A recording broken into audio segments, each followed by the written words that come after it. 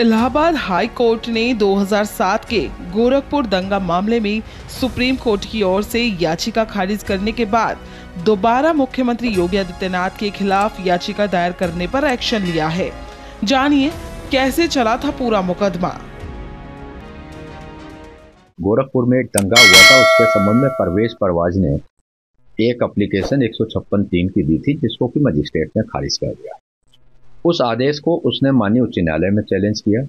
माननीय उच्च न्यायालय ने केस को सुनने के बाद रिमांड किया और रिमांड होने के बाद सीजीएम साहब ने 156(3) के आदेश में एफआईआर दर्ज करने का आदेश कर दिया।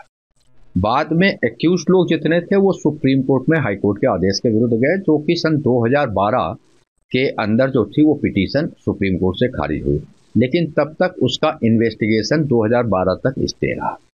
उसके बाद जब ये मुकदमा चल रहा था तो उस इन्वेस्टिगेशन शुरू हुआ और इन्वेस्टिगेशन शुरू होने के बाद जो एक तथाकथित जो उसने एक तो डीवीडी दी थी कि इसमें योगी जी की हेट स्पीच है माननीय मुख्यमंत्री जी की, उसको जांच एजेंसी ने सीबीआई की फॉरेंसिक लैब में दिल्ली में भेजा, जिसने की जांच पर ये पाया कि वो जो सीडी और डीवीडी जो है ये टेम्पर्ड और मैनिपुलेटेड है। उस आधार के ऊपर उन्होंने बताया कि ये आवाज़ जो है वो ऐसी नहीं है, टेम्पर्ड सीडी है।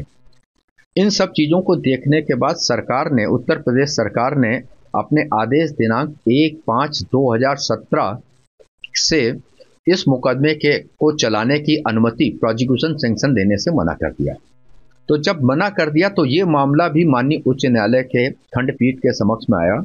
माननीय उच्च न्यायालय इलाहाबाद ने 22 अगस्त 2018 को विस्तृत रूप से बहस सुनने के बाद ये पाया कि डीवीडी जो थी वो टेम्पर्ड थी, इन्वेस्टिगेशन फेयर हुआ है और सरकार ने प्रोसिक्यूशन अभियोग चलाने की अनुमति न देने के में कोई भी किसी भी प्रकार की गलती नहीं की है।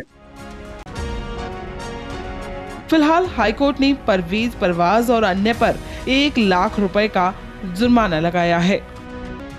सर्वोच्च न्यायालय के बाद जो सीजीएम ने जो फाइनल रिपोर्ट जांच एजेंसी के द्वारा दाखिल की गई थी, उसको उन्होंने 11 अक्टूबर सन 2022 को खारिज कर दिया, उनकी प्रोटेस्ट को खारिज करके, और जो फाइनल रिपोर्ट थी उसको एक्सेप्ट कर लिया। उस आदेश को उन्होंने परवेज परवाज ने यहाँ चैलेंज किया था।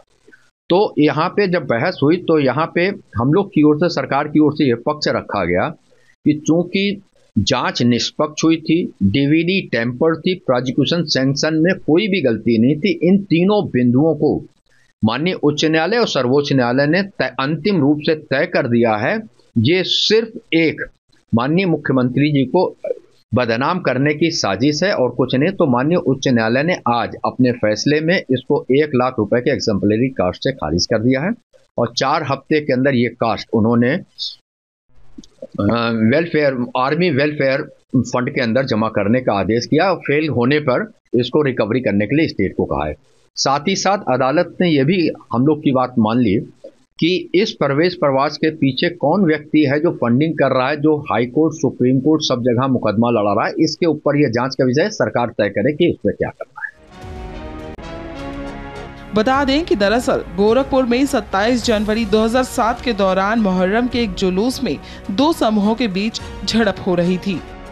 स्थानीय पत्रकार परवाज ने 26 सितंबर 2008 को एक मामला दर्ज कराया था, जिसमें आरोप लगाया गया था कि सीएम योगी आदित्यनाथ ने भड़काऊ भाषण दिया, जिसे अब उच्च न्यायालय ने पूरी तरह से खारिज कर दिया है।